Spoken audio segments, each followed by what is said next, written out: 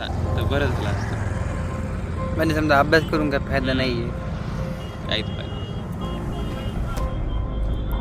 हे बघा गाईज, मी खरं सांगतो तुम्हाला, 40,000 रुपये 30,000 रुपये महिना कमवून काहीच फायदा नाही आहे. जर तुम्ही मेट्रोपॉलिटन सिटीमध्ये राहत असाल तर त्याच्यासाठी तुम्हाला जिम म्हणालो मी बिझनेस करणं होगा लाला, बिझनेस.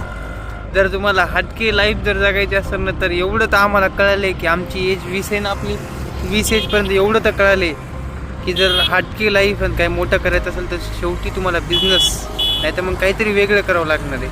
घपला करू शकता, काही टेन्शन नाही, पण पैसा लय महत्त्वाचा आहे, लय.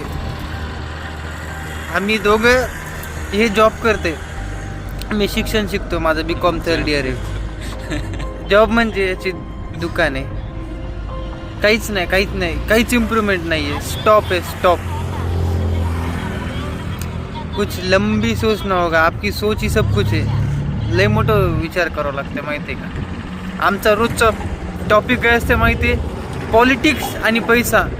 जर आम्ही दोघं तर तुम्हाला दुसऱ्या टॉपिकवर कधी भेटलोत ना, मला सांगा फक्त. एक तर पॉलिटिक्स नाही तर बिझनेस, पैसा, बस. याच्यावर काहीच नाही.